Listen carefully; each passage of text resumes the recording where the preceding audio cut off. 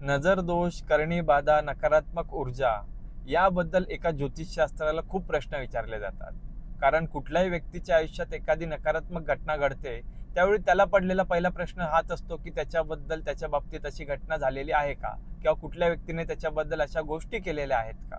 तर याबद्दल मी माझं सरळ स्पष्ट मत आपल्यासमोर मांडणार आहे. म्हणून व्हिडिओला सेव्ह करा आणि चॅनलवर नवीन असाल तर आताच फॉलो सबस्क्राईब करा. आपल्या विश्वामध्ये सकारात्मक आणि नकारात्मक अशा दोन्ही प्रकारच्या ऊर्जा असतात. आणि जेव्हा तुमची विल पॉवर स्ट्रॉंग असते तेव्हा तुमचा ऑरा खूप पॉझिटिव्ह होतो आणि तुमच्या आजूबाजूला असलेली नकारात्मक ऊर्जा निघून जाते.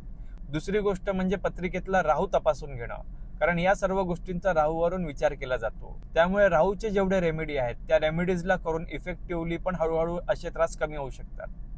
आणि सर्वात महत्त्वाची गोष्ट म्हणजे नकारात्मक ऊर्जेशी लढण्यासाठी, त्याचा प्रभाव कमी करण्यासाठी तुम्हाला कुलदेवतेची उपासना खूप महत्त्वाची ठरते.